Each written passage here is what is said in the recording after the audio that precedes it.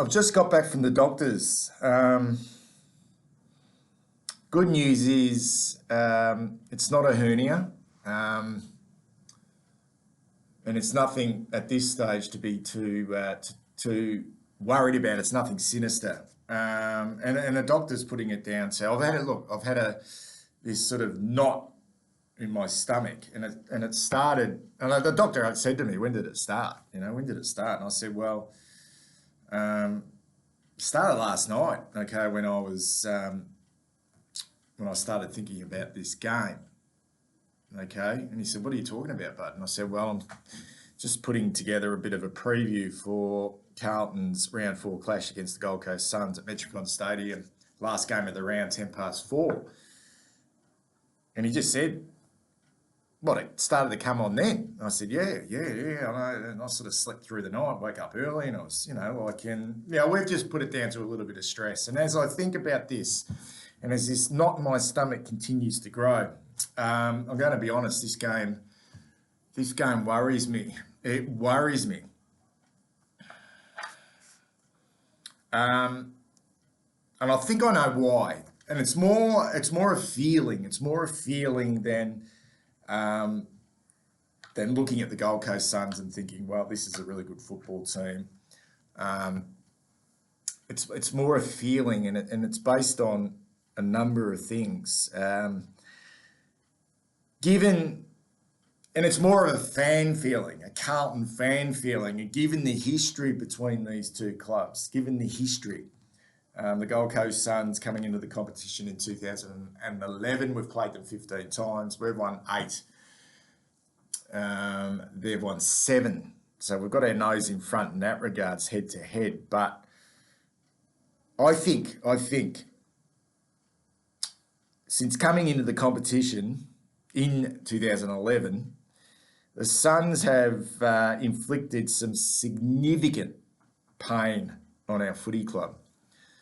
And the more I think about it, okay, the more it brings back some awful memories. And I know this is a new club. Well, not a new club, but I know we are a new football team with a new coaching staff and a new philosophy. But from a fan point of view, we can't get away from this history. And I think the Suns have probably caused more pain on us than any of the other 17 clubs in the competition in that period. And the losses have come at crucial times, and they have stung. They have stung big time. So they are raw. I mean, the second time we ever played the Suns was round 22, 2012, and it spelled the end for Brett Ratton. And I know Ed Curno's the only player at the football club who played in that game, and he's the only player still there in that time. From a fan point of view, we remember it. It spelled the end for Rats, that game. Premiership favourites, round 3. The Suns put us out of finals in round 22. Rats sacked. A couple of round 4 games that still sting. One in 2017, a 26-point loss at Marvel Stadium, roof open. Tom Leach went crazy, bullied the fuck out of us, kicked 7 goals, 26-point loss. Don't let that be Marby or Chol or Levi Casbolt this week. Imagine that. Imagine if it was Levi this week. Imagine if Levi kicked a career high. I don't even know what his career high is. We should know. I mean, has he ever kicked more than 4 or 5 in a game? Imagine if he kicked half a dozen this week and the Gold Coast Suns win after we gave him the arse, and he's in reasonable touch. Big meat. He's clunking them and kicking straight. Whew. That game.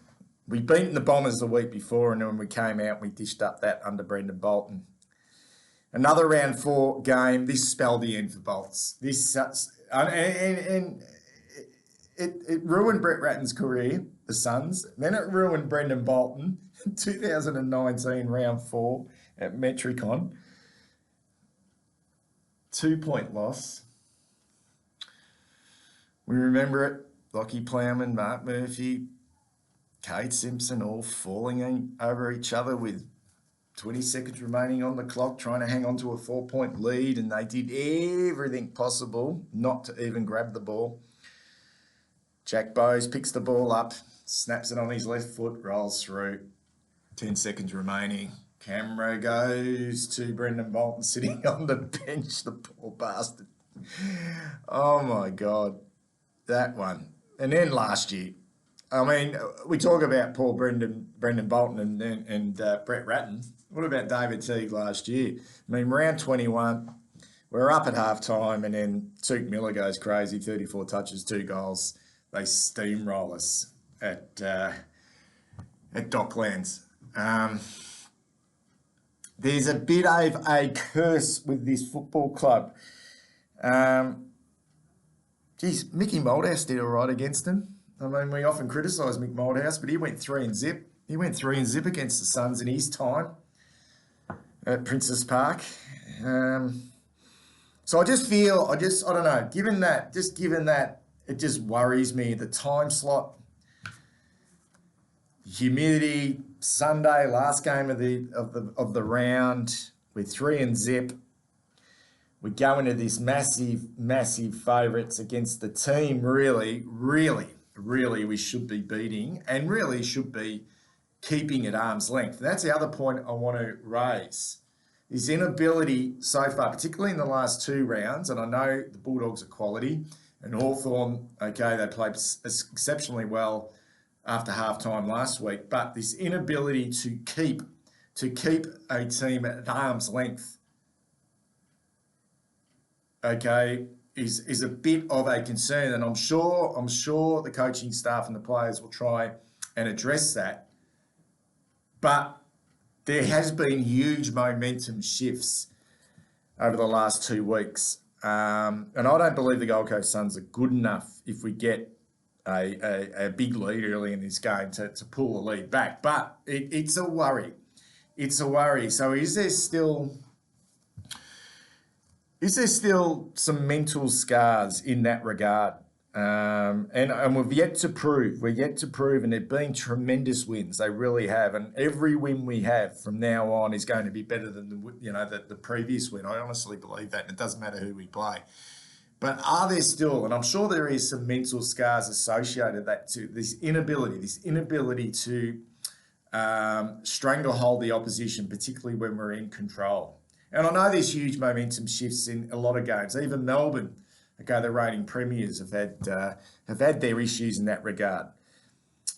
But yeah, that worries me somewhat. And I would hate for Michael Voss to start off, okay, against a team like Gold Coast Suns, to go up there and not get the chocolates. This is a massive opportunity to go 4-0, and then the prospect, we don't want to look too far ahead, but it's impossible not to. But we got Port Adelaide the following week at the MCG, and they are stinking it up. They are honestly stinking it up at the moment. So given all that, I am a tad worried. About this. It's as I mentioned, it's like a Gold Coast Suns curse on our football club. At these moments, and this for me is a big moment, to go 4-0. You know what I mean? Like it's a huge moment for us. If we get done, I back that we'll be able to respond, but we don't want to drop this one at this time. And we're on the road, and we've got some challenges. Okay, obviously. No Durden now, health and safety protocols, which impacts, any chance of, say, a Motlop coming into the team, because apparently he lives with Corey Durden, which isn't a huge issue. I mean, he's only a kid. Would we want to debut him? He was excellent last week with 4 goals in the VFL, but would we debut him in this game anyway? But we've got some challenges. Pitnet, big question marks whether he'll play or not in the ruck. And we know that Witts he hasn't quite recaptured that form he had prior to his knee injury, but he's a combative ruckman. So do we go in? Do we go in with just TDK up against a really experienced opponent in Jared Witts? And they've also got the mobile Marbial Chol who can do a role. So they are challenges. They are big challenges that we have to face this weekend. The form line's really hard to pick up with the Suns because I've watched each game and I watched them completely dismantle Geelong in the Community Series. But they actually did that to Geelong about 4 years ago. They dismantled them because I was actually at that game working for a radio station. I was actually at that game at Metricon Stadium when they smashed Geelong. So it's not the first time they've been up and about early in the season, but they dismantled Geelong, absolutely killed them. They've just won the one game, which is in round one against the Eagles, an undermanned Eagles, but they really fought that game out well, and they're really physical around the ball. Really physical. You know, the likes of Swallow, Matty Rowell, Weller, they had a real dip, and it was a really hard-fought win, and they came from behind and ended up winning that game. Thought they were super competitive against Melbourne in round two at home. I think they only lost by 13 points in the end. Look, Melbourne were probably never going to lose that game, but they were competitive, and we know how good Melbourne are. And I thought last week, the Giants, that's the classic keep the opposition at arm's length. But it was away from home. But the Giants did enough to win. Sure, the Suns came home with 4 goals in the last quarter and brought that margin back a little, but I would love for us to be able to do that against the Suns this week.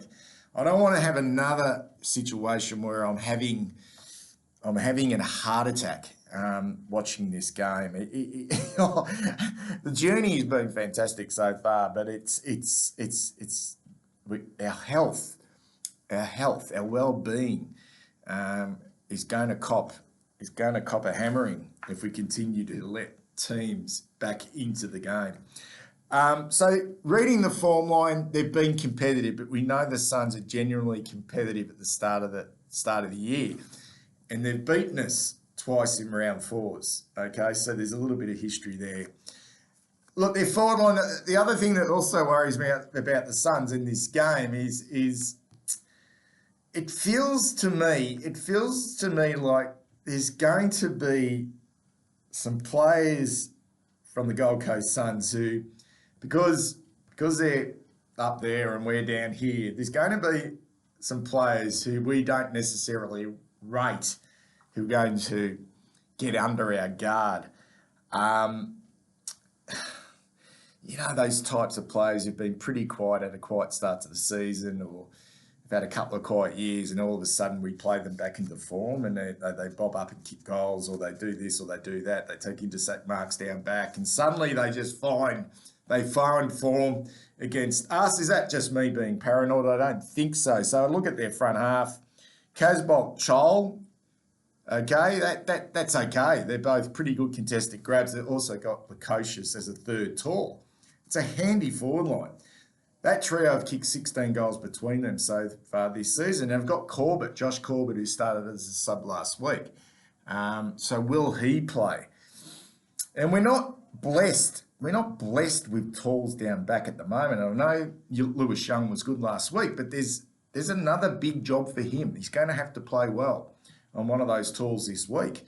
And Silvani as well. And then these are the guys that worry me, because Alex Sexton, right? Alex Sexton in 2019 looked like he was going to be one of the superstars, or one of those sort of hybrid superstar forwards of the competition when he kicked 39 goals. But he's hardly fired a shot since. I mean, I think he's been dropped. Okay, I think he may have even started as a sub this year. I think he's only kicked 1 goal so far this year. And I don't even know if he'll play. That's how poor he's been. But if he does, that is the type of player that plays well against us. Ben Ainsworth, another one, top 10 draft pick, really has not set the world on fire just yet in his career. That's the type of player that could worry us. Nick Holman, fuck me dead. Imagine if Nick Holman. I spoke about Levi Casbolt, but imagine if Nick Holman and Levi Casbolt have huge games against us. Two blokes that we discarded from our football club. And he's no mug. Nick Holman is no mug. He's feisty. He's aggressive. And he will love nothing more. I go to rub dirt in our face. And then you've got someone like Isaac Rankin, who played round one, kicked 4 goals against the Eagles, was terrific, who hasn't played for the last 2 weeks. And whether he'll play this week, we're not quite sure. He's got a quad injury. But he's class. He's real class. So it's not a forward line where you go, oh, wow, geez, like there's just everywhere we've got to look. But knowing us, away from home, it worries me just a fraction. Said last week against Hawthorn, it's won and lost in the midfield. We didn't make the most of our forward half, entries inside forward 50. You look at their midfield, I mentioned Witts in the ruck. He hasn't been the best since he's come back from his knee injury, but he's combative. He has a dip. You look at their midfield, has it got depth? The guy I really rate, obviously, I'm no fucking Einstein here, guys, but Tuke Miller he's elite. He is an absolute jet. And last week against the Giants, he was kept to 17 disposals. The first time. I think it's the first time since we played them in 2020 that he's dropped below 20 disposals. So it's his lowest possession count since 2020 against us, round 13. He gets mid-30s consistently, Tuke Miller, and he can kick goals. Last week, the Giants pulled a bit of a surprise and played Lockie Ash, Lockie Ash, I think, or Ash, on him and did a really good job. Do we just go head-to-head against that midfield, or do we put some time? Okay, do we put some time into Tuke Miller? Matty Rowell, he's just a beast. He's just an absolute beast at the ball. So he's one of those players that's very hard to tag because he's just going to throw himself at absolutely everything. Fiorini, he's okay. He's okay. Weller's okay. Anderson really has a dip. He's a bit of class on a wing. And Ellis, we know his running ability. And will we see Charlie Constable for the first time? He's had some injuries since coming across from the Cats. We'll just have to wait and see. Obviously their defence is where we can get them. I actually rate Sam Collins, and I think he'll get Harry. And I think Charlie Ballard, who I really rate as well, will have the big job on Charlie Curnow, which means Jack Silvani has another really good opportunity to get off the chain. Because I can't, for the life of me, see a really good matchup for Silvani, given I think he's really, improved he's always had really good work rate, but improved his contested marking, his ability to hit up on the ball, and I think he's going to get under the guard of a lot of teams this season. So I think he for us is the one that could get off the chain in this game. Who replaces Durden? Health and safety protocols. Pitt has got concerns with his back. Sardi comes back in. Jack Martin, you would think, will play against his old club. Wouldn't it be great if Jack Martin really just pulled his finger out against his old club and had an absolute beauty? He has to play. What did he play last week? 3 minutes of game time, unless they're going to play him for a full game in the VFL. I'd love to see Paddy Dow get an opportunity. I really would. If how they work that, I'm not quite sure. Given Sard will come back in, do we try and replace Pitt? Okay, I can't see Murkoff playing at this stage. I can't, but who knows? And I think Boyd obviously is the one who will miss out, which is unfortunate for him. Is there an opportunity to bring Paddy Dow in? I look forward to every game. But this one for me has got a bit of it's not a stench. I actually trust we know what we're doing. I've been pretty impressed with the way we've handled this week, given that, we've had the best start to a season since 2012. And there's been a lot of hype and a lot of talk. I think we're playing it down. I I just can't get away from the fact that there's something about this game and the Gold Coast Suns that worries me. And we have been up, we've been up for a little bit of time now, and there will be a drop off at some stage. I just don't want it to be this week against the Gold Coast Suns. Tell me what you think, guys, in the comments. Speak soon.